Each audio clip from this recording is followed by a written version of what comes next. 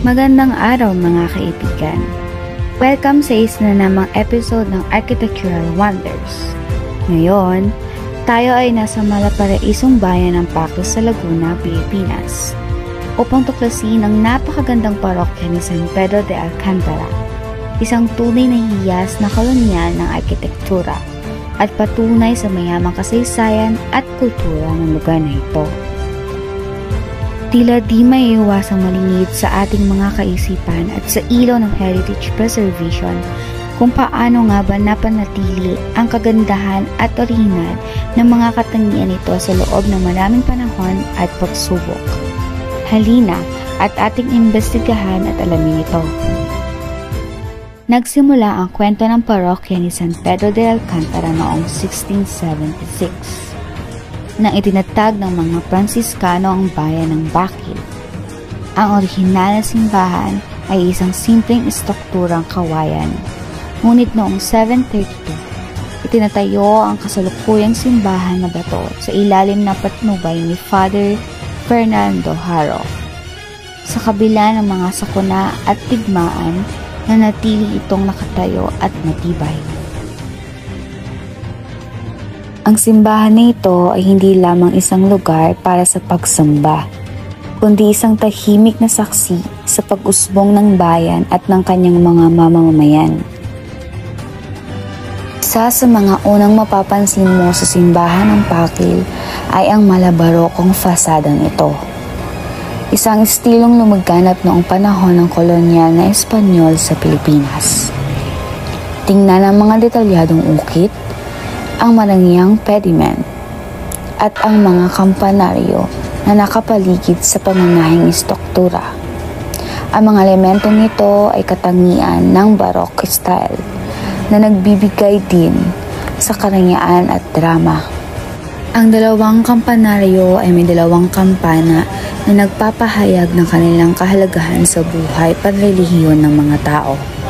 Sa loob, mas lalo pang kahanga-hanga ang simbahan. Ang nitablo o altar piece ay sagana sa mga palumuti, nagpapakita ng galing ng mga local artist. Ang mga pinta sa kisame na nagpapakita ng iba't ibang eksenang relihiyoso ay nagbibigay ng mas mapayapa at majestikong atmosfera. Ang mga pinta sa kisame at mga eskultura ay nagpapakita ng mga istorya at mga tauhan sa Biblia na nagbibigay inspirasyon sa mga mananampalataya.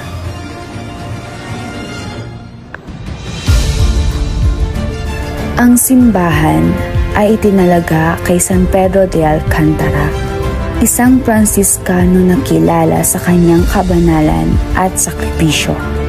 Ang kanyang buhay at mga aral ay nagbibigay inspirasyon sa maraming deboto na pumupunta dito upang magdasal at humingi ng gabay. Ang simbahan ng Bacil ay kilala rin sa Turumba Festival, isang relihiyosong pagdiriwang na nagbibigay pugay sa mahal na Birhen sa pamamagitan ng prosesyon, sayaw at musika. Ang pagdiriwang na ito ay malalim na nakaugnay sa lokal na kultura at umaakit ng mga bisita mula sa iba't ibang panig ng bansa. Pagpapanatili ng isang makasaysayang istruktura tulad ng simbahan ng Bacil ay isang patuloy na pagsisikap. Sa paglipas ng mga taon, iba't ibang proyekto ng mga restorasyon ang sinagawa upang mapanatili ang kanyang integridad at ganda. Noong taong 1881, ang simbahan ay nasira ng isang malakas na lindol, ngunit agad itong naibalik sa orihinal nitong anyo sa ilalim ng pagmumuno ni Padre Andres Aguado. Muling nagkaroon ng mga pagsasaayos noong taong 1967 at 1980s upang tiyakin na ang istruktura ay matibay at ligtas.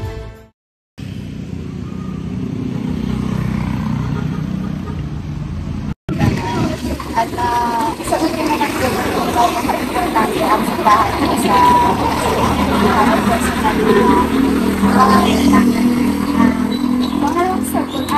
pangalawang tanong ko po.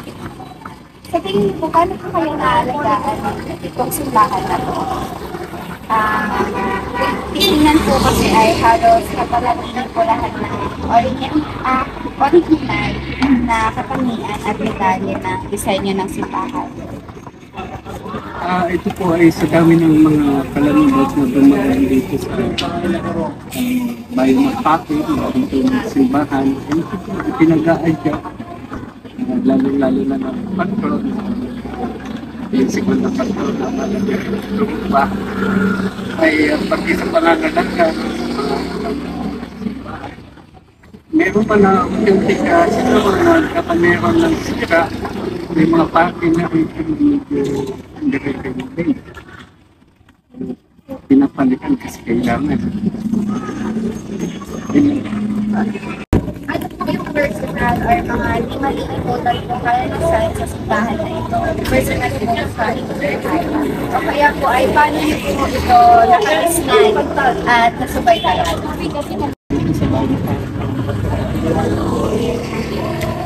Kasi may napakalaking tanong sa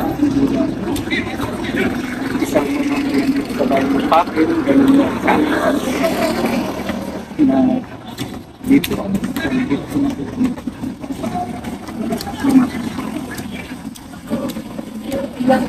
Maraming po salamat. Bilang residente ng Pakil, paano or gaano niyo po kaya pinagmamalaki yung simbahan na to? At maaari rin po ba kayo maglahad ng istorya o unting kasaysayan po tungkol dito? Itong simbahan dito, matagal nang nag-exist ang simbahan dito na yung tinatawag na makeshift church. Ano yan, 1676 pa lang nag-exist ng simbahan dito. Kaya lang, yun yung makeshift church. Pero ito simbahan ba ito na sinasabi ngayon, ito ay nagsimulang gawin noong 1732. And 35 years itong ginawa, tapos ng 1767. Ito ay nakatawa naman, barok ang Del Franciscan ang nagpasimula nito. Merong isang pare nung una na naging paroko sa Linban, si Father, nung araw ay Father, Pedro Bautista. Ngayon, naging santo yun, naging San Pedro Bautista na. So, biro mo, ang nagka-arkitekto at makatawan para magawa ng simbahan dito sa Baybay ay isang santo na ngayon. May mga naranasan din itong mga ilang kalamidad. May mga pagkasunod ng semento, mayroong mga bagyo, may mga kaya lang. Itong what you see now, itong simbahang adobe na tawagin natin ito, sa ngayon talagang buo pa rin na kasi nga ay ang istorya nito dito sa mga kalapit sa simbahan, mga lalo na nung World War II, nasira sa mga bombing ng mga Japanese, Americans at saka yung mga tinatawag natin mga recognized bombing mga panahon yun ay na-preserve ito kasi ang parang pangyayari dito yung sabi tuwing may dadaan dito mga yung plane bombers hindi nakikita sa simbahan ito. So something parang miraculous, parang gano'n.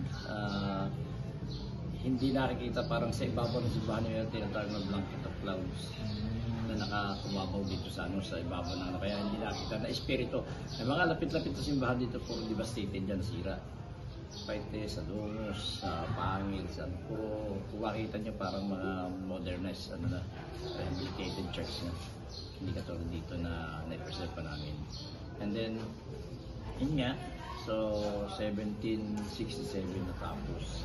And nabanggit na ba, ang parish nito ay parish ng San Pedro na Alcantara, pero at the same time ay kilala itong aming simbahan sa Diocesan Shrine of Our Lady of Nuestra Señora de los Dolores de Turumba.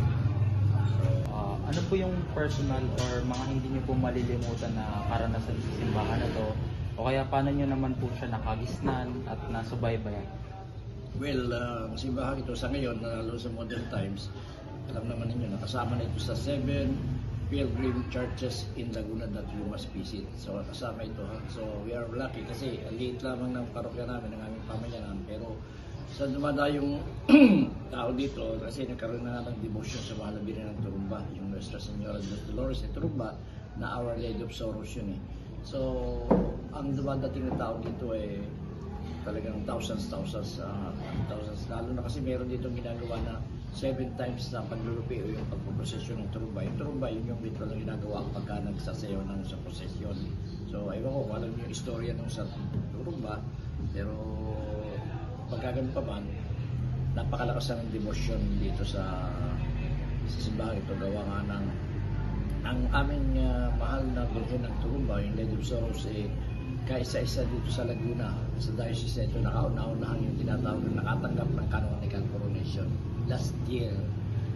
So far, hindi kami makatalito magsasabi yung mga dumadayo dito, mostly from the province of Quezon, Batangas, Rizal, at saka Metro Manila. Kilala na ito sa buong Pilipinas kasi ang festivity na ginagawa dito. At saka simbahan nga pala ito, meron kaming tinatawag na special band of activity sa Santa Maria Maggiore ng Roma. Ang ibig sabihin noon, meron kaming apilyasyon doon na magsisimba daw dito sa simbahan ito, magkakaroon ng sisimba, magdarasal at pupunta rito, magkakaroon tinatawag na plenary indulgence na ibig sabihin paano kayo nagsimba sa Roma, sa Santa Maria Maggiore ng Roma. Bilang isang arkitekto, napakahalaga na pahalagahan natin ang mga makasaysayang istruktura tulad ng simbahan ng Pakil. Ang kahusayan sa arkitektura nito ay hindi lamang nasa detalye at disenyo, kundi sa paraan ng pagpapanatili nito sa paglipas ng panahon. Ang bawat bahagi ng simbahan mula sa mga masalimuot na ungkit sa fasada hanggang sa mga pinta sa kisame ay nagkukwento ng kasaysayan at kultura ng ating mga ninuno. Ang maayos na pagkakapreserve sa mga elementong ito ay patunay sa dedikasyon ng komunidad at mga eksperto sa heritage preservation. Ngunit, ang pagpapanatili ng mga ganitong kayamanan ay hindi natatapos dito. Ang susi sa pagpapatuloy ng ating pamana ay nasa kamay ng kasalukuyang henerasyon. Kailangan nating lahat na magkaisa upang mapanatili at mapangalagaan ang mga makasaysayang puok na ito para sa mga susunod pang henerasyon. Tila sobrang nakakamangha pa rin ang istorya sa likod ng simbahan at pagkakapreserba ng disenyo nito. Marami-rami na rin ang replika, pero mula sa kabuang disenyo ay napanatili pa rin ang pinaka-identidad nito. Higit sa lahat, natuklasan natin ang mirakulong ulap na pumotekta sa simbahang ito, na para sa atin ay kapupulutan ng aral pagdating sa pangangalaga ng mga lumang istruktura gaya ng simbahan ng Pakil. Tunay ngang masasabi natin na marami talagang pagsubok ang wala sa mga palad natin para makontrol. Maraming simbahan ang nawala dahil sa mga sakuna o kaya malawakang gera na nagdulot ng mga pagkasira ng mga simbahan. Subalit, dahil sa kwento ng simbahan ng Pakil ay dapat maniwala tayo na sa teknolohiya at kaalaman natin ngayon at para sa mga susunod pang henerasyon, maaari rin tayong magsilbing ulap na poprotekta sa mga yamang istruktura kagaya nito. Kailangan lang natin magtipon-tipon, mag-ugnay, magkaisa upang mapagsama ang ating mga kakayanan at galing nang sa gayon ay maprotektahan natin ang mga ito at makabuo ng mga mirakulong istorya na ating maipapasa sa mga susunod na henerasyon. Nang sila ay magkaroon ng inspirasyon patungo sa pagpapahalaga at pagpapanatili ng ating kasaysayan at yaman. Sa pagtatapos ng ating paglalakbay sa parokya ni San Pedro de Alcantara, tayo ay umalis ng may mas malalim na pag-unawa sa kanyang kasaysayan at kultura na kahalagahan. Ang simbahan na ito ay higit pa sa isang gusali. Ito ay simbolo ng pananampalataya, tibay at komunidad. Maraming salamat sa pagsama sa amin sa paglalakbay na ito. Huwag kalimutang mag-like, share, and subscribe para sa iba pang episode ng Architectural Wonders. Hanggang sa muli, patuloy na tuklasin at pahalagahan ang kagandahan ng ating mundo.